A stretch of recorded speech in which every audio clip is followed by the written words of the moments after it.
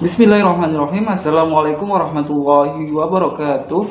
Alhamdulillahirabbil alamin wa bihi nasta'inu ala umri dunya waddin. Wassalatu wassalamu asrofil anbiya'i wa mursalin sayyidina maulana Muhammad wa ala alihi washabihi ajmain, amma ba'd.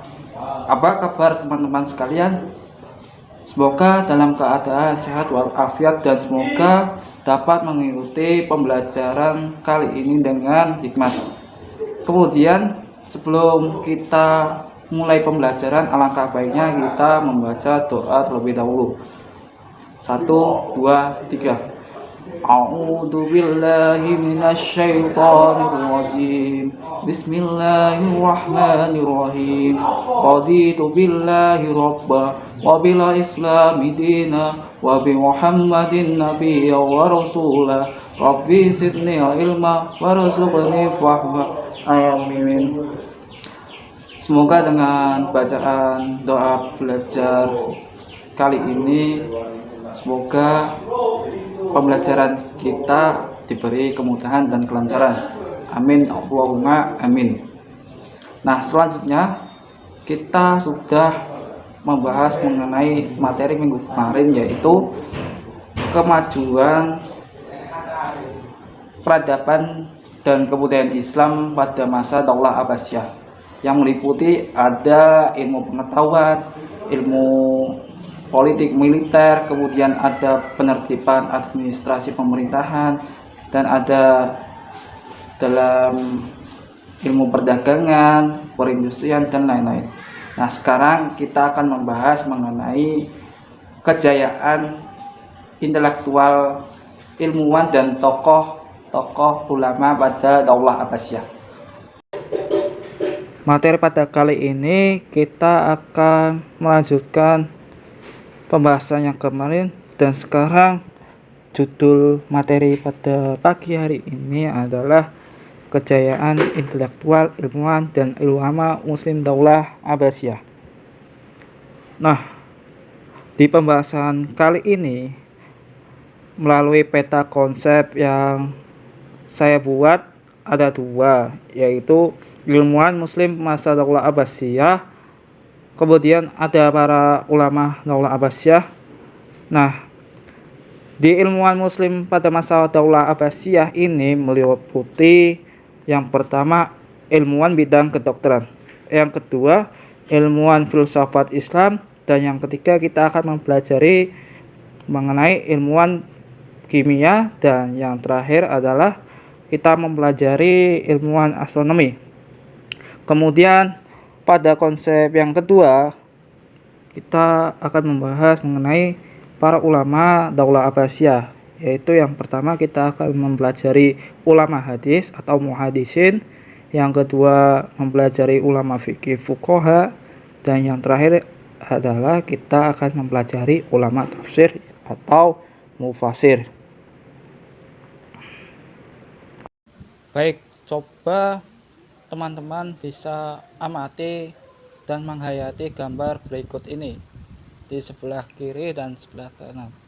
Pada masa Daulah Abbasiyah, dalam gambar ini mereka sedang melakukan kegiatan apa? Ya, benar. Gambar yang sebelah kiri itu merupakan di dalam sebuah Baitul Hikmah, di mana tempat berkumpulnya para ilmuwan untuk mengkaji dan meneliti. Kemudian di gambar sebelah kanan itu kita pada masa Khalifah Daulah Abbasiyah itu fokusnya kepada mengembangkan ilmu pengetahuan dan memberikan kesempatan luas kepada para ilmuwan untuk berkarya. Kita masuk materi yang pertama, yaitu ilmuwan dalam bidang kedokteran. Tokohnya antara lain At-Tabari, Ar-Razi, dan Ibnu Sina. Nah, nama panjang dari At-Tabari adalah Ali Ibnu Roban At-Tabari. Beliau adalah dokter masyhur pada abad klasik. Beliau merupakan ilmuwan pertama yang menulis ensiklopedia kesehatan yang berbentuk buku yang berjudul Firdaus Al-Hikmah. Kemudian karyanya adalah Din ad-Daulah dan Hifzus Shahih. Kemudian Ar-Razi, nama panjangnya adalah Abu Bakar Muhammad bin Zakaria Ar-Razi. Beliau adalah penemu penyakit cacar air dan darah tinggi. Beliau telah menulis tidak kurang dari 200 karya ilmiah. Dan karyanya adalah Al-Hawi, kemudian ada Al-Judari wal Hasbah. Nah, kemudian yang ketiga adalah Ibnu Sina. Nama panjang Ibnu Sina adalah Abu Ali Husain bin Abdullah bin Ali bin Sina. Kemudian beliau adalah dikenal dengan nama Avicenna. Beliau adalah orang Arab yang memberi gelar Syekh Quraisy atau pemimpin orang terpelajar. Jadi nama yang dikenal dengan Avicenna ini adalah orang Arab yang memberi gelar kepada Ibnu Sina. Kemudian karyanya beliau adalah Al-Qanun fil Tib dan Asy-Syifa. Nah, karya-karya dokter Muslim selama berabad-abad telah memberi pengaruh besar terhadap pemikiran dokter-dokter Eropa. Sudah saatnya bagi kita generasi Islam mengambil peran dan mengambil risiko penting terhadap karya-karya dokter Muslim. Dan materi yang kedua yaitu ilmuwan filsafat Islam. Tokohnya adalah Al-Kindi, Al-Ghazali, dan Ibnu Maskawai. Nah, Al-Kindi adalah merupakan tokoh filosof Muslim pertama. Kemudian nama beliau, nama panjangnya adalah Abu Yusuf Yakub bin Ishaq bin Safa Al-Kindi. Kemudian beliau telah mempelajari ahli perpindangan, kimia, ahli mata dan musik. Karya ilmiahnya tidak kurang dari 361 buah. Kemudian karyanya beliau Al-Kindi ini adalah Risalah fi Madkhal al-Mantiq bil Istifa al-Qaul fi. Kemudian Al-Ghazali, nama panjangnya adalah Abu Hamid bin Muhammad Al-Ghazali At-Tusi. Kemudian beliau bergelar dengan nama Hujatul Islam atau orang yang memiliki kewenangan atau otoritas dalam Islam. Kemudian karyanya lebih dari 200 buah. Nah, salah satunya diantara karyanya adalah Tahafut al-Falasifah yang berisi tentang filsafat dan kerancuan. Kemudian ada karyanya yaitu Ihya Ulumuddin. Kemudian tokoh yang ketiga atau yang terakhir adalah Ibnu Maskawai. Nama panjang beliau adalah Abu Ali Ahmad Ibnu Muhammad Ibnu Maskawai. Beliau adalah sosok ilmuwan Muslim dalam bidang filsafat akhlak. Kemudian akhlak menurut beliau adalah keadaan jiwa seseorang yang mendorongnya melakukan perbuatan-perbuatan tanpa melalui pertimbangan pemikiran terlebih dahulu. Nah, karyanya Ibnu Maskawai ini antara lain adalah Tasdiful Akhlak wal Tadhirul A'raq.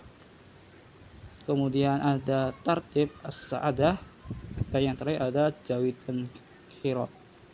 Materi yang ketiga adalah dalam bidang ilmuwan kimia. Tokohnya yaitu Jabir bin Hayyan. Beliau merupakan bapak kimia Muslim pertama. Nah, dunia barat menyebutnya dengan sebutan Geber. Beliau ini adalah perspektif keilmiahannya menyebutkan bahwa logam biasa seperti seng, besi, dan tembaga dapat diubah menjadi emas atau perak dengan formula misterius. Kemudian karyanya berupa Ar-Rahmah, yaitu buku tentang cinta. Kemudian ada Al-Tazmi, yaitu dengan buku konsentrasi. Dan karya yang lain adalah Al-Zibak Al-Syarqi, yaitu buku berisi tentang air raksa timur. Kemudian dalam materi ilmuwan astronomi ini ada tokoh yang bernama dengan Al-Khawarizmi. Beliau merupakan tokoh utama dalam kajian matematika Arab dan observasi bidang astronomi. Nah, nama panjang beliau adalah Muhammad bin Musa al-Khwarizmi. Nah, beliau ini dapat menyusun tabel astronomi tertua di dunia yang pertama kali. Kemudian karyanya yang tertua adalah tentang aritmatika dan tentang aljabar atau al-mukhtasar fil hisab aljabar wal muqabalah. Nya adalah para ulama Daulah Abbasiyah yang mendunia. Ada kutubu sitah, sanad, rawi dan matan. Nah, kutubu sitah ini adalah 6 kitab hadis yang menghimpun hadis-hadis Rasulullah SAW yang merupakan hasil karya ilmiah 6 ulama hadis. Kemudian ada sanad. Sanad yaitu seseorang yang disandarkan kepadanya suatu hadis. Kemudian ada rawi. Rawi adalah orang yang terakhir meriwayatkan hadis. Nah, jadi rawi ini adalah orang yang meriwayatkan tentang hadis. Contoh, rawi ini termasuk dalam contohnya yaitu hadis riwayat Muslim. Nah, itu bisa disebut dengan rawi. Kemudian matan. Matan adalah suatu sifat dan bentuk redaksi hadis. Yaitu berarti matan ini berupa isi dari suatu hadis. Selanjutnya kita akan membahas mengenai ulama. Nah, ulama di sendiri dibagi menjadi 3, yaitu ada ulama hadis, ada ulama fikih, dan ada ulama tafsir. Nah, yang pertama adalah ulama hadis. Dari pengertian hadis sendiri adalah perkataan, perbuatan, atau ketetapan dan persetujuan dari Nabi Muhammad SAW yang dijadikan landasan dalam syariat Islam. Hadis dijadikan sumber hukum Islam selain Al-Quran. Dalam hal ini, kedudukan hadis merupakan sumber hukum kedua setelah Al-Quran. Kita membahas mengenai ulama hadis yang pertama, yaitu Imam Bukhari. Nama panjang beliau adalah Abu Abdullah Muhammad bin Ismail bin Ibrahim bin Mughirah al-Sa'fi bin Bardizbah al-Bukhari. Salah satu kitab yang terkenal antara lain Sahih Bukhari, kemudian ada Al-Adab Al-Mufrad, kemudian ada Ad-Daufa, dan lain-lain. Kemudian tokoh yang kedua dari ulama hadis ini adalah Imam Muslim. Nama panjang Imam Muslim adalah Imam Abul Husain Muslim bin Al-Hajj bin Muslim bin Khawshi Al-Qushairi An-Naisaburi. Nah, kitabnya yang terkenal antara lain Al-Jami' As-Sahih atau Sahih Muslim, dan ada Al-Musnad Al-Kabir. Kemudian ulama hadis yang ketiga ada Imam Abu Daud. Nah, nama panjang beliau adalah Sulaiman bin Al-Ashas bin Ishaq bin Bashir bin Sidat bin Amir Al-Asdi As-Sijistani. Kemudian kitabnya yang terkenal adalah As-Sunan atau Sunan Abu Daud. Kemudian ada kitab Al-Murasil, ada kitab Al-Qadar, kemudian ada An-Nasikh wal Mansukh, dan yang keempat ulama hadis ini adalah Imam At-Tirmizi. Nah, salah satu kitab yang terkenal adalah kitab Al-Ifal atau kitab Al-Ilal. Kemudian ada kitab Asma As-Sabah atau As-Sahabah. Kemudian ada kitab Al-Asma Al-Quna, dan yang terkenal adalah kitab As-Sunan. Kemudian tokoh ulama hadis yang kelima ada Imam An-Nasa'i. Kemudian nama panjangnya adalah Abu Abdurrahman bin Syu'aib bin Ali ibnu Abi Bakar ibnu Sinan An-Nasai. Kemudian karyanya yang terkenal antara lain As-Sunan Al-Kubra atau An-Nasai. Kemudian ada As-Sunan Al-Mujtaba dan kitab Al-Tamis. Kemudian yang terakhir adalah Imam Ibnu Majah. Nama panjang beliau adalah Abu Abdullah Muhammad bin Yazid bin Majah Ar-Rabi Al-Qaswini, dan kitabnya yang terkenal adalah kitab Sunan Ibnu Majah. tafsir Al-Qur'anil Karim, dan yang terakhir adalah yang terkenal At-Tarikh dan lain-lain. Kemudian dalam ulama fikih, pengertian fikih adalah salah satu bidang ilmu dalam syariat Islam yang secara khusus membahas persoalan hukum yang mengatur berbagai aspek kehidupan seperti manusia, baik kehidupan pribadi maupun dalam bermasyarakat. Kemudian dalam kehidupan manusia dengan Allah atau Tuhannya. Kemudian kita membahas mengenai ulama fikih. Silahkan teman-teman bisa dibaca biografinya, kemudian 4 mazhab ini, dasar hukumnya bagaimana, dan karyanya apa saja. Bisa dibaca-baca terlebih dahulu di buku paket dan di buku model SKI kelas 8 bab 2. Nah, salah satu ulama fikih ini adalah Imam Abu Hanifah atau yang disebut dengan Abu Hanafi. Nah, dasar hukumnya adalah Al-Quran, Sunnah, Rasul, dan fatwa sahabat. Kemudian Imam Malik bin Anas ini karyanya adalah Al-Muwatta. Kemudian ada Usul As-Saghir. Kemudian ada Risalah fil Aqdiyah. Dan dasar hukumnya adalah atau mazhabnya kitab suci, Sunnah, Rasul. Kemudian ada ijma dan qiyas. Kemudian ulama fikih yang ketiga adalah Imam Syafi'i, yaitu beliau adalah merupakan pendiri mazhab Syafi'i.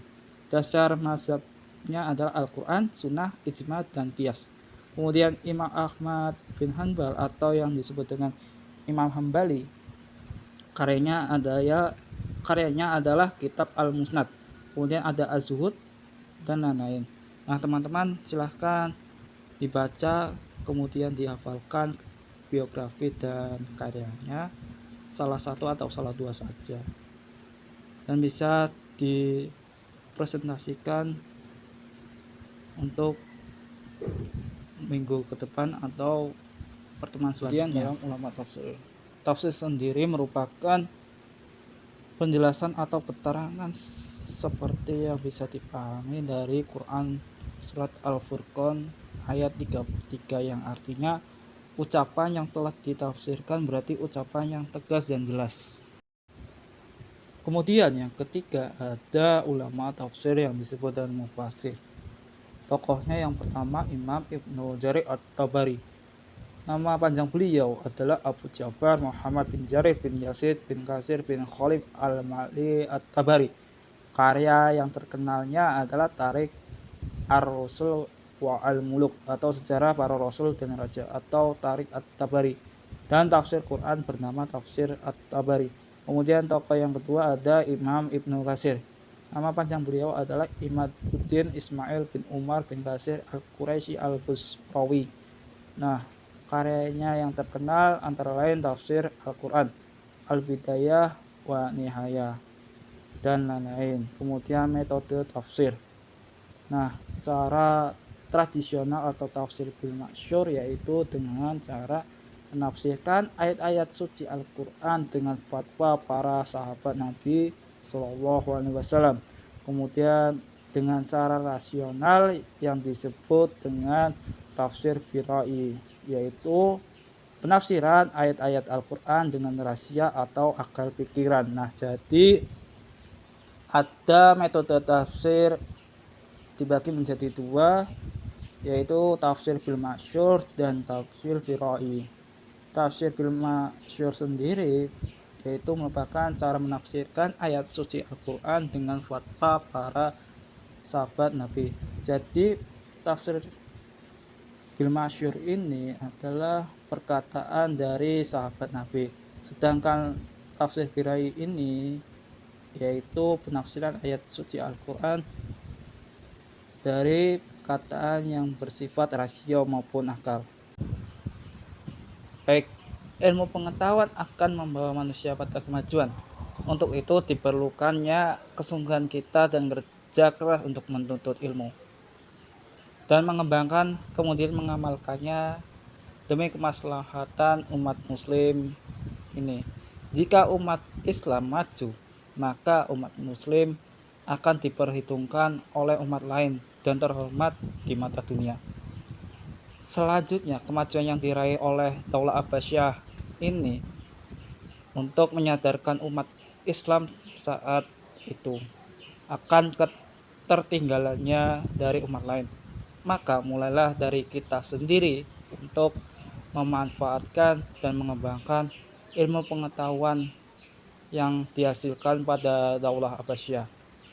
Nah, sedikit refleksi untuk teman-teman, apabila sudah dewasa nanti, ketika dari kalian menjadi ulama atau ustadz, nah bisakah kalian meniru menjadi para tokoh-tokoh yang berguna untuk membangun kejayaan kebudayaan dan peradaban khususnya di Indonesia ini. Nah, itu tadi materi pada pagi hari ini, dan penugasannya tolong dikerjakan dan dikumpulkan melalui WA saya, atau bisa tanya-tanya terlebih dahulu.